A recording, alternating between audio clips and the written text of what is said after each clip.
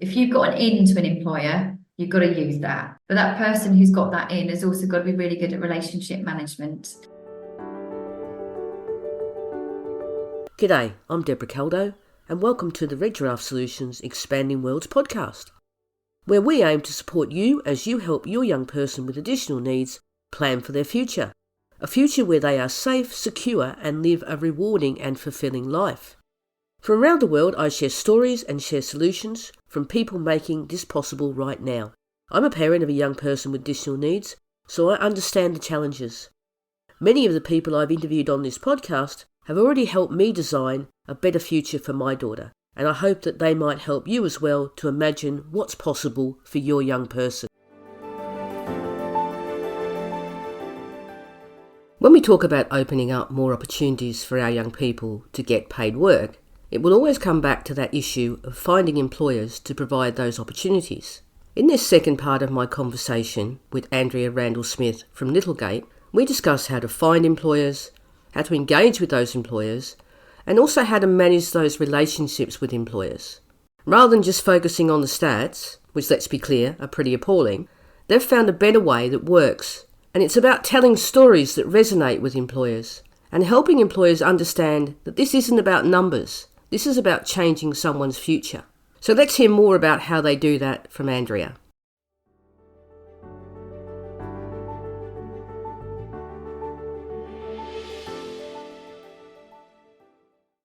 Can we explore a little bit about employers? I love the whole idea that you work with other organisations and you do all those things that we should all be doing rather than reinventing the wheel every time we try and do something. But the big question is always back to the employers and how do you persuade them? What's the secret you've got? Because you said you had 150. How have you been so successful at that? So there's lots in that. I say it's a really good kind of recipe book for what needs to be included in that. So first of all, I would say it was about using our contacts that we have. If you've got an in to an employer, you've got to use that. But that person who's got that in has also got to be really good at relationship management. So they've got to be really good and very confident talking about what we can provide and about the benefits of employing someone who's autistic and a learning disabled adult. And it's about talking very confidently about that and doing lots of reassurance. As you say, employers really worry about it. They think it's going to take up loads of their time. They think their insurance isn't going to cover it. They think they're going to say the wrong thing and get sued. We get a lot of that. And I'm still getting that now. I heard an employer say the other day, my insurance doesn't cover that. I'm like, no, it does. It totally does. Let's have a look at it together. I remember hearing someone talk before about it's quite rude to call people out. I think it's really nice to call someone in and quietly say, talk to me about what you're worried about. Let's get it all out on the table. What's the language you're worried about? What are you worried about saying wrong? All of those things. So I think it's about having those very honest conversations. We've also joined, we're a member of 4 different business chambers of commerce, and that's made a huge difference. We've been members of those for about 8 years now, and we are well known as a supported employment provider. I remember joining those chambers of commerce and they were like, what on earth? What's a job coach? What's that? So as well as making a film about Littlegate, we've also made a film about what a job coach is. When I started as a job coach, I didn't know what that was. People get confused with what a job coach is and what a work coach is who works in the job centre. So it's lots of explanation, not giving lots of wordy information, but plain language. What is this? What are we talking about? And what does support look like? And I remember when I first went out talking to people and I'd done a couple of courses at the beginning, I think I was definitely talking too much about figures. It is really important to talk about figures and how the low figure is of those learning disabled adults that are in employment, which is shocking. But I think what we've really learned early on as well, after seeing people glazed over if I was talking about figures too much, is storytelling. Once we had those real case studies for our employers and our funders, we are telling real stories about people. What does having a job do to somebody? How does it transform your life? And I talked about at the beginning of this, how for me having a job, what I learned from the people that I was working with, what difference it made to me having a job, and actually what difference it makes our beneficiaries for them to have a job, what it does for them. And the big one I love saying to people, increases their life expectancy. It's literally life-changing. And when you talk about that with someone and explain and share case studies, it makes a big difference. It's getting that buy-in through that really good storytelling. And then once you've done that, we can talk about what kind of jobs. And I often, and we still do, talk about specific people, not even needing to name them, saying we've got this person, this is their skill, here's an example of what they can do. I think they would be a great person for your company. And I love it when we've done that with an employer, and then you might bump into them 3 months later. And actually, I went to something last week, and an employer said to me, "This young man that's come to work for us, he's just like the rest of us. He's got a real techie mind. He's amazing. I think he'll do better on our apprenticeship than I did," this guy said to me. When you can share that with other people, when an employer can give you that feedback, you can then share that on. And it's such an incredible way of telling people, because you're not just telling them facts and figures, but you're telling them stories that mean something. And quite often, I think we'll have an employer say, actually, I've got a relative or somebody I know who's autistic. I'm going to tell their mum or parent carer, look what the possibilities are for later on. So that's also very helpful, because it's about how we can support people on that journey and how they're sharing about Littlegate support or supported employment, what that looks like for people and what can really happen. Employers who work with us already are also great salespeople. We get recommendations. Someone will email in and said, somebody's told me about you. We've got some jobs coming up. I think that'd be a really good thing. Also, it's that support when someone is in with an employer. So that job coach, whoever goes in to do the training, who is the job coach? How much are they holding that relationship? The job coaches, I think they have a tricky job, because they've got to be really quiet like a shadow, but also pipe up if they need to and really support where an employer might be struggling. And I think I know they remember that. I will get employers say, we had this most amazing job coach. I'd love to employ them. We have to say, no, you can't employ them. They're out. They've got to go out and work somewhere else. And then it's the work trainees that are in there, like that gentleman I said I spoke to last week. And I think when we prove what we're saying, they always say that the proof is in the pudding. When you're actually proving that, it's wonderful to see and talk about. It's just about actually these people being part of their work community, and they watch people flourish. And I think they're quite amazed sometimes. They're like, actually, I just hadn't considered this workforce before. And there's a lot of discussion about skills gaps everywhere across the country. So we've had a really good look at the skills gaps, and we thought we need to think about what employers we're talking to. So we've really been looking at manufacturing, because not only is we're fortunate in Hastings, we've got 2 industrial estates. So we thought we could look at all the manufacturers on there. We discovered where the manufacturers network was, got involved in that. And we've now got lots of people who are starting to get work experience placements, work placements in manufacturing.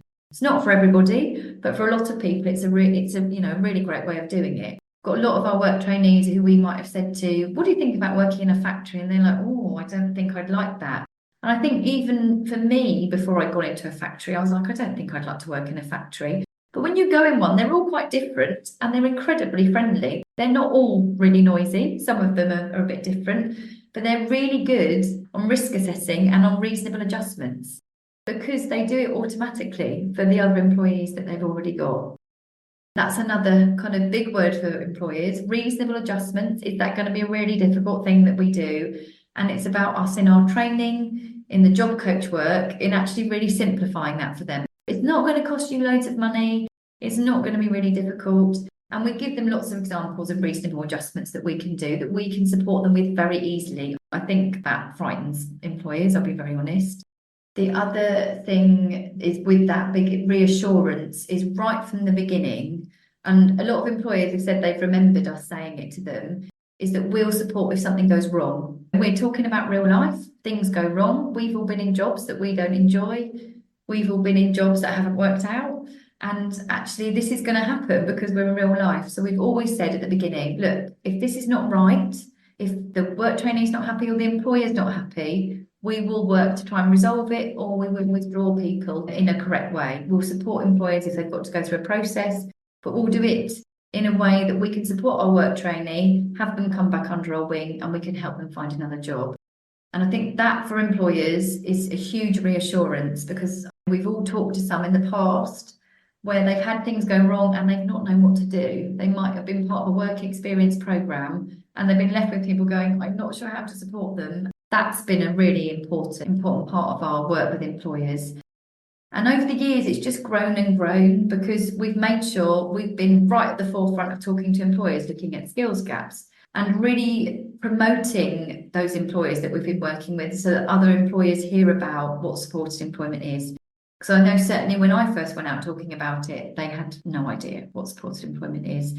So making videos, social media is huge. LinkedIn, we use that an awful lot, and that's been a game changer for us because you can really connect very easily with the most important person in a company, from the HR manager to the manager of a team that you want to get involved in. You can really understand the culture of a workplace from LinkedIn. It's very helpful. And then you can go in there and do a visit with someone and really connect to see if that culture really is very good. Because if our job coaches go in and assess a workplace beforehand and they don't feel the culture is supportive enough, they'll come back and recommend that we don't work there. That doesn't happen very often, but sometimes they've gone in somewhere and thought, oh, there's too much change happening here. It's not a good settled place for a work trainee to go to. And we listen to that. We'll say, actually, we'll step back for a while, or we won't work with this employer. The other thing I would say about helping employers when we do that training at the beginning as well, it's also saying, look, if they're happy for us to, we can support them with looking at their recruitment practice. If we can help them make that more accessible, not only for the people that we're serving, but for anybody else, if it makes it much better and we can give them almost a free assessment of what their recruitment practice looks like, that's really great for them. That's giving a bit of free HR advice as well. You've got to get that relationship just right. And I'd say the people that we have that go in and do that first hello to somebody, they're really good at storytelling and they're very confident. If they get a no, it doesn't put them off. They're like, okay, we'll try one more time. If that's not right, we'll go to somewhere else. So I think we've just been fortunate at really understanding the employer landscape of our local area, even to the point where we've got a map together of where it matches employers to how does public transport match with that. It's a lot of strategy work coming together regularly to look at how are we going out to employers, what size do we need, and what kind of work, what kind of sector are we looking for? And that matching process is also very important, but not bamboozling an employer with lots of supported employment jargon, because I think they switch off. Andrea talks there at the end about being fortunate. I don't think anything done at Littlegate is by fortune. It's done by planning. Their strategies come from knowledge gained from those relationships they've developed and considering the needs of both the young person and the employer. Yes, our young people need and deserve these opportunities, but it has to make sense to the employer as well, because the better it works for them now, the more opportunities they will be in a position to provide in the future. I just wanted to say thank you for taking the time to listen, and I hope that the stories and the solutions shared on here help you as you support your young person to create their future. And if you know anyone who would find the ideas useful, please share the podcast with them.